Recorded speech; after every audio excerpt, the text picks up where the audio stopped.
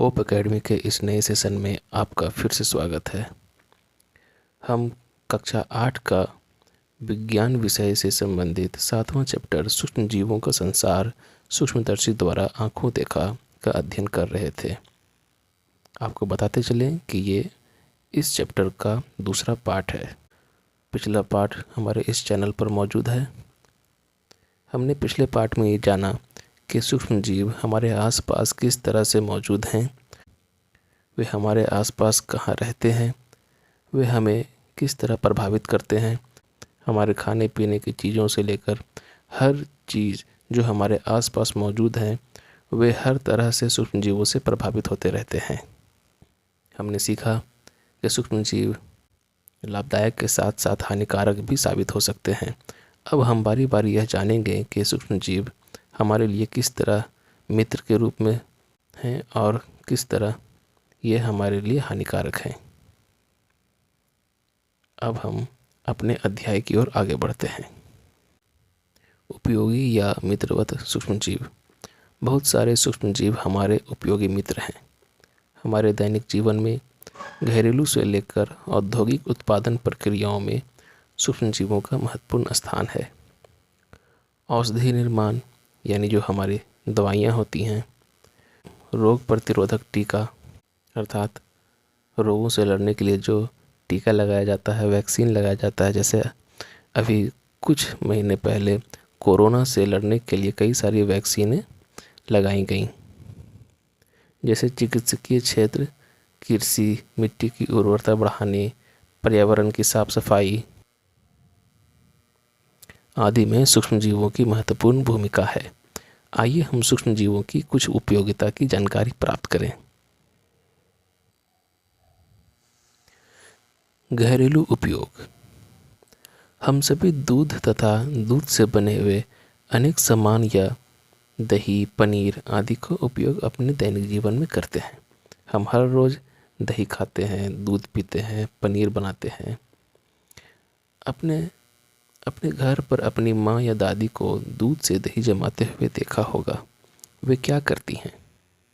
हल्के गर्म गुनगुने दूध में 2 या 3 चम्मच दही, जिसको जामन या जोरन भी कहते हैं, वो डाल देती हैं। 4-5 घंटे में दूध दही में बदल जाता है। अगर जाड़े का मौसम है तो थोड़ा और समय भी लग सकता है। भला ऐसा क्यों होता है? वास्तव में दही में अनेक सूक्ष्म जीव पाए जाते हैं। क्या आपको पता है कि वे कौन से सूक्ष्म जीव हैं? चलिए आगे जानते हैं। दही में पाए जाने वाला एक प्रमुख जीवाणु होता है जिसे लैक्टोबैसिलस भी कहते हैं। दूध में तेजी से गुणन कर दूध को दही में बदल देता है। जीवाणुओं की सक्रियता के कारण ही हम दूध से पनीर प्राप्त कर सकते हैं। अपने कॉपी में नोट कर लें कि दही में पाए जाने वाला जीवाणु लैक्टोबैसिलस होता है। आपने जलेबी, डोसा, इडली, भटूरा आदि जरूर खाया होगा। क्या आपने कभी इनको बनाने की पूर्व तैयारी देखी है? क्या आपको पता है यह किस तरह से बनता है? इन सभी को बनाने की पूर्व तैयारी उनके निर्माण से लगभग 8 से 10 घंटे पूर्व ही शुरू हो जाती है। जलेबी के लिए मैदा, इडली डोसा के लिए पिसे हुए चावल और उड़द दाल का घोल बनाकर 8 से 10 घंटे के लिए छोड़ दिया जाता है। इस अवधि में जीवाणुओं की सक्रियता के कारण घोल का आयतन काफ़ी बढ़ जाता है। जब इस तरह का कोई आटा हो या कोई घोल हो जिसमें 8 से 10 घंटे छोड़ दिया जाता है, तो आप गौर करोगे कि उसका जो आकार है कुछ बड़ा हो जाता है, थोड़ा फूल जाता है। ऐसा क्यों होता है? चलिए आगे बढ़ते हैं। इससे जलेबी, इडली, डोसा आदि को स्वादिष्ट रूप से बनाना संभव हो पाता है। बेकरी उत्पाद जैसे पावरोटी, केक आदि बनाने में भी सूक्ष्म जीवों का उपयोग किया जाता है। क्या आपने कभी सोचा है पावरोटी, केक आदि इतने मुलायम और फूले फूले क्यों होते हैं? चलिए जानने का प्रयास करते हैं। एक क्रियाकलाप है, चलिए इस क्रियाकलाप को समझने की कोशिश करते हैं। इस क्रियाकलाप में कहा जा रहा है कि आधा किलो मैदा आप ले लीजिए, उसमें थोड़ा चीनी, एक चुटकी ईस्ट पाउडर मिलाकर गर्म जल के साथ गूंथिए। ईस्ट पाउडर आपको दुकान में मिल जाएगा। असल में ईस्ट क्या होता है आपको पता है? ईस्ट एक प्रकार का कवक होता है। इसके बारे में हमने पिछले वीडियो में थोड़ा बात किया था। क्रियाकलाप पे आगे बढ़ते हैं। आधा किलो मैदा में चीनी डालकर एक चुटकी ईस्ट डालकर गर्म जल से उसे गूंथना है आटे की तरह, और उसके बाद कहता है कि 2-3 घंटे उसे छोड़ दीजिए उस आटे को गूंथ करके। 2-3 घंटे के बाद आप देखेंगे कि जब हम छोड़े थे उस गुथे हुए आटे को, उसका आकार 2-3 घंटे के बाद कुछ बढ़ा हुआ महसूस होगा। आप देखिएगा जितना बड़ा पहले था उससे थोड़ा बड़ा दिखाई देगा 2-3 घंटे के बाद। ऐसा क्यों होता है?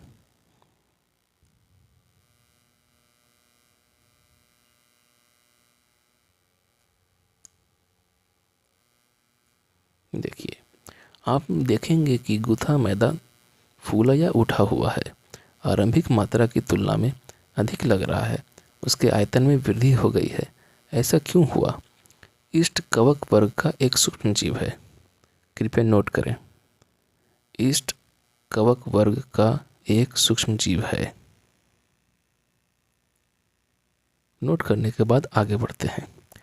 जब हम मैदा के साथ ईस्ट को गूंथते हैं तो अनुकूल परिस्थिति पाकर वह तेजी से गुणन या जनन करने लगता है। यानी 1 से 2 हो गया, 2 से 4 हो गया, 4 से 5 हो गया। इस तरह से ईस्ट जो है, जो एक सूक्ष्म जीव है, इस तरह से जनन करता है। साथ ही उसके श्वसन के कारण काफ़ी मात्रा में कार्बन डाइऑक्साइड निकलता है।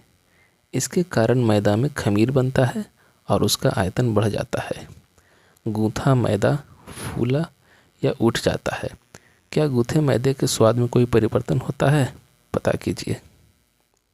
आप अपने घरों में अपने बड़े बुजुर्गों से पूछिएगा कि खमीर क्या होता है, तो वे आपको बताएंगे कि जब हम आटे को सानकर कुछ ज़्यादा घंटे तक छोड़ देते हैं, उसके बाद जब हम रोटी बनाते हैं तो उसे हम खमीर वाला रोटी कहते हैं। आप सामान्य आटे और खमीर वाले आटे से बने रोटी का स्वाद चखिएगा, आपको उनमें काफ़ी अंतर महसूस होगा और दोनों का फ़ायदा भी अलग अलग हो जाता है। खमीर असल में एक प्रक्रिया है जिसमें किसी वस्तु को छोड़ दिया जाता है ताकि उसमें कवक उत्पन्न हो सके, ईस्ट उत्पन्न हो सके, और वही ईस्ट गुणन करके उसे खमीर बना देता है। कृपया नोट करें,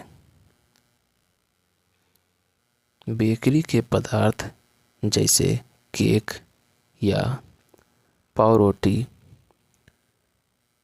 के आटे में ईस्ट होने के कारण जब ईस्ट सांस लेता है तो ईस्ट द्वारा छोड़े गए कार्बन डाइऑक्साइड के कारण वो आटा फूल जाता है, जिस कारण हमें फूला और मुलायम केक या पाव रोटी प्राप्त होती है।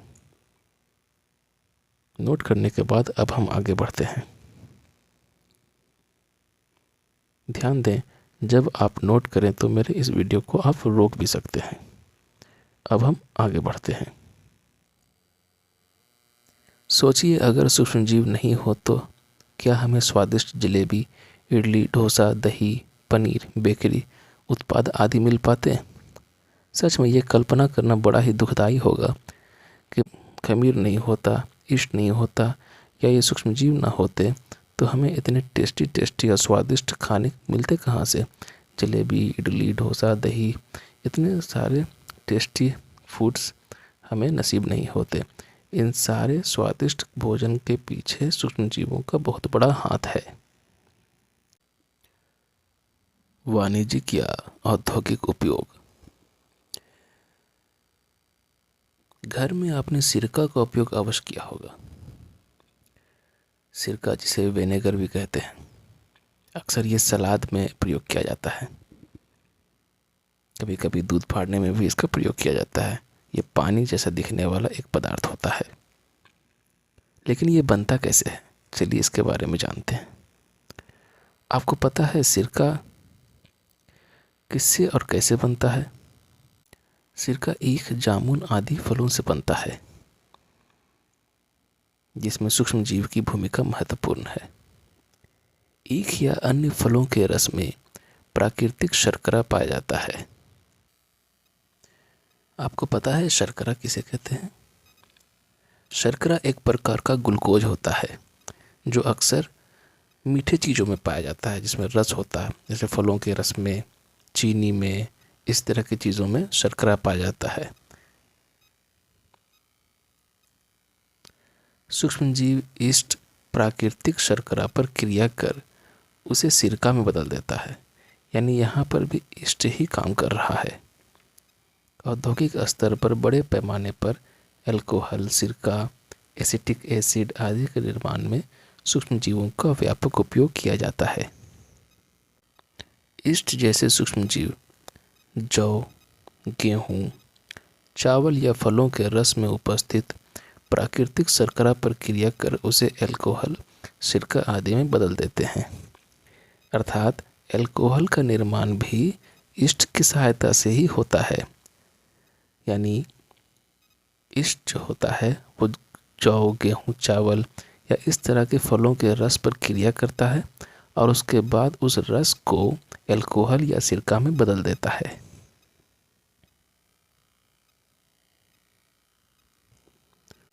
सूक्ष्म जीवों द्वारा परिवर्तन की इस क्रिया को किण्वन कहते हैं।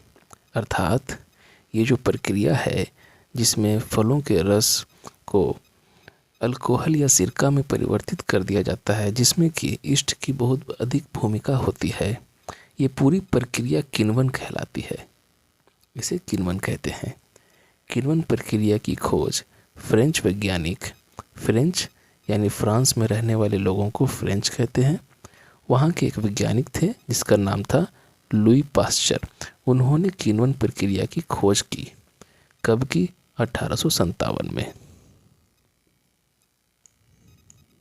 वीडियो के अंत में मैं एक बार सारे नोट्स को रिवाइज कर दूंगा, सारे नोट्स को मैं स्क्रीन पर लिख दूंगा, इसलिए अभी ध्यान से पढ़ते जाएं। अब एक अगला क्रियाकलाप है, चलिए इस क्रियाकलाप को समझते हैं। इस क्रियाकलाप में हमें घर पर अल्कोहल बनाने की प्रक्रिया समझाई गई है। जैसा कि हमने अभी जाना कि प्राकृतिक शर्करा में ईस्ट के द्वारा हम उसे अल्कोहल में परिवर्तित कर सकते हैं। उसे घर पर हम किस तरह से बनाएं, ये समझिए। इसके लिए एक बड़ा गिलास लेना है, उसमें आधा से ज़्यादा पानी भर लेना है, लगभग 3/4, और उसमें 3 से 4 चम्मच चीनी मिलाना है। चीनी इसलिए मिलाया जा रहा है ताकि हमें एक शर्करा मिल सके, और उसे घोल देना है। जब हम उसे घोलेंगे तो हमें एक शरबत प्राप्त होगा, एक मीठा रस की तरह। जैसा कि हम जानते हैं कि अल्कोहल की प्रक्रिया में ईस्ट पाउडर या ईस्ट की भूमिका बहुत महत्वपूर्ण होती है, इसलिए हम इसमें ईस्ट मिलाएंगे और उसके बाद 5 से 6 घंटे उसे बंद करके रख देंगे। 5 से 6 घंटे के बाद जब हम उसे सूंघेंगे तो हमें वो साधारण पानी या शरबत से कुछ अलग महसूस होगा, कुछ एक तीखा गंध महसूस होगा। ये तीखा गंध और कुछ नहीं, अल्कोहल है।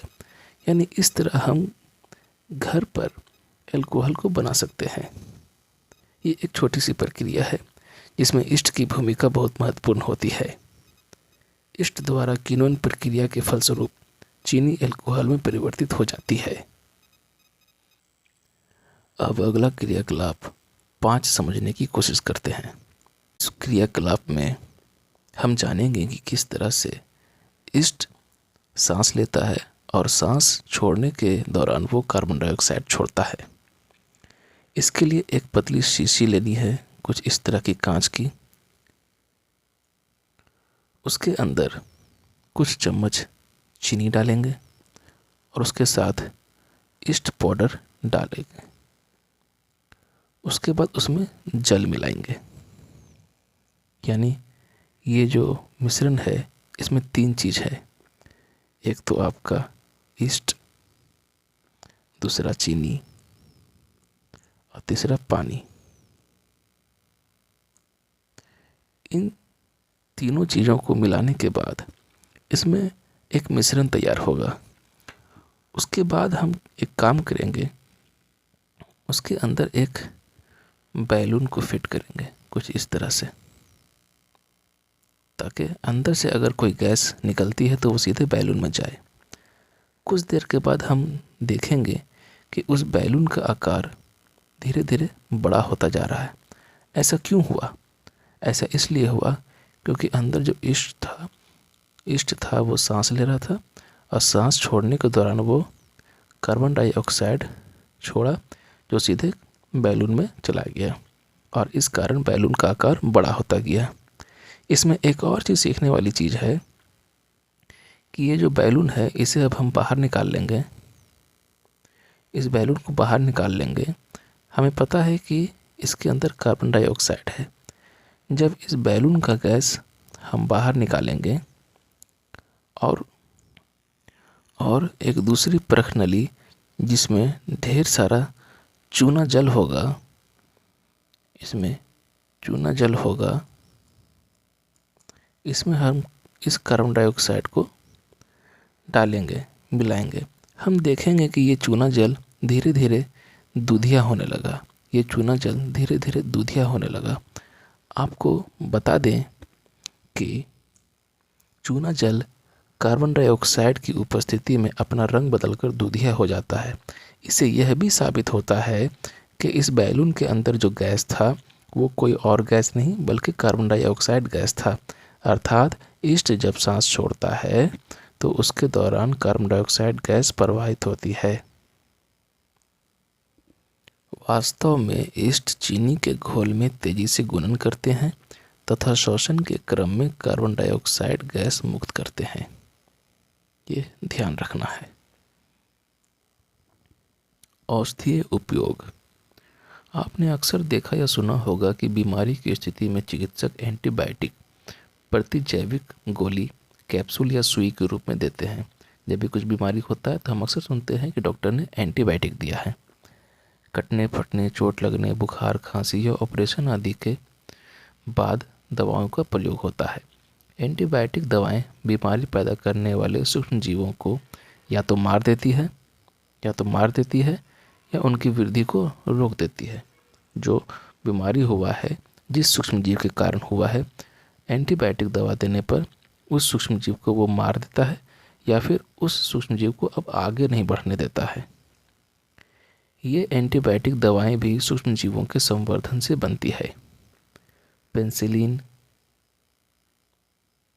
स्ट्रेप्टोमाइसिन, टेट्रासाइक्लिन, एरिथ्रोमाइसिन आदि कुछ ऐसे ही एंटीबायोटिक हैं जिनका निर्माण जीवाणु, कवक आदि का संवर्धन कर किया जाता है। ये सारा नाम जो है पेनिसिलिन, स्ट्रेप्टोमाइसिन, टेट्रासाइक्लिन, एरिथ्रोमाइसिन, ये सारा एंटीबायोटिक है, जिसे हिंदी में प्रतिजैविक भी कहते हैं। यहाँ एक चीज़ गौर करने वाली बात है कि यहाँ लिख रहा है कि इन एंटीबायोटिक का जो निर्माण होता है वो जीवाणु आदि का संवर्धन कर किया जाता है। ये संवर्धन क्या है? इसका अर्थ ये है कि ये जो एंटीबायोटिक है जिसका प्रयोग हम बीमारी को रोकने के लिए करते हैं, इनका निर्माण उसी जीवाणुओं और उसी कवक से होता है। अर्थात मान लीजिए कोई बीमारी अगर किसी जीवाणु से हुई है तो उस बीमारी को ठीक करने के लिए भी उसी जीवाणु का ही प्रयोग किया जाएगा।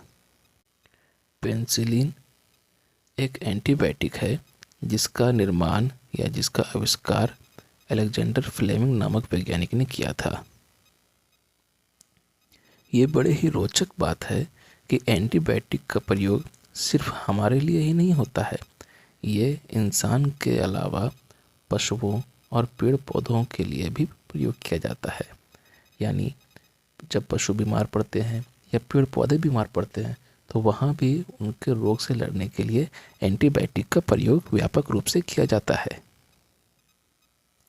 जैसा कि हम जानते हैं कि सूक्ष्म जीव मित्र भी होते हैं और हमारे दुश्मन भी होते हैं। ये हमेशा हमें नुकसान नहीं पहुंचाते हैं। जैसे एक उदाहरण यहाँ पर है कि एक सूक्ष्म जीव ऐसा भी है जो हमारे आहार नाल में पाया जाता है। आहार नाल यानी जो हम खाना खाते हैं, जो अंदर पाइप होता है उसमें पाया जाता है। और उस सूक्ष्म जीव का काम क्या होता है? हमारे शरीर में विटामिन B12 का उत्पादन करना।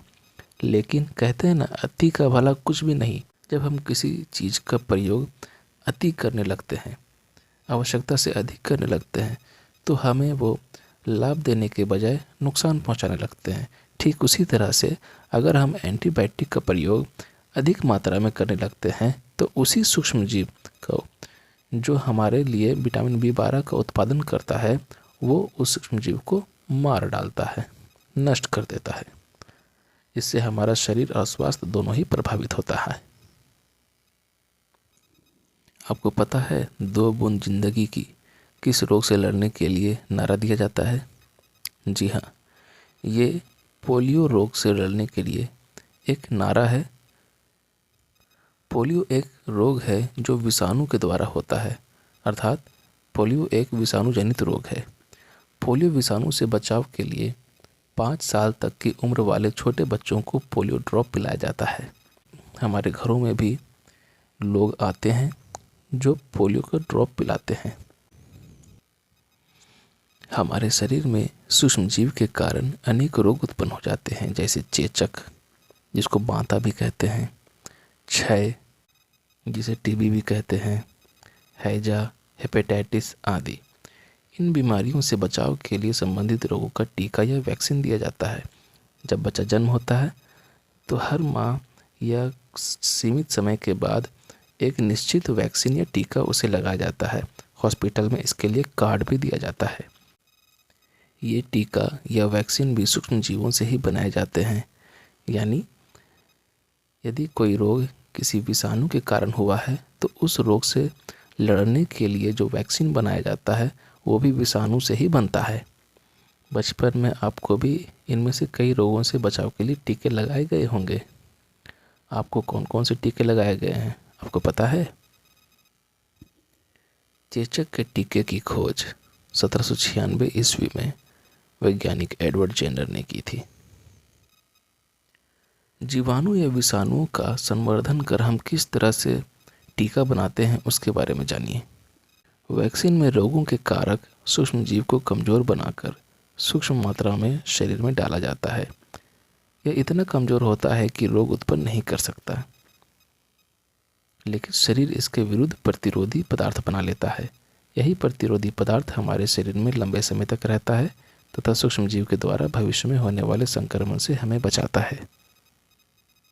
यानी जिस जीवाणु या विषाणु से हमारा टीका बनता है और उस टीके को हमारे शरीर में डाला जाता है तब तो हमें बीमार हो जाना चाहिए, लेकिन ऐसा नहीं इसलिए होता है क्योंकि वो जीवाणु विषाणु बहुत ही कमज़ोर स्थिति में होता है, यानी कि वो हमारे शरीर को नुकसान नहीं पहुंचा सकता है। परंतु जैसे ही वो हमारे शरीर में आता है हमारा शरीर इसके लिए प्रतिरोधी पदार्थ बना लेता है और इस तरह वो हमारे रोगों से लड़ने में हमारी सहायता करता है।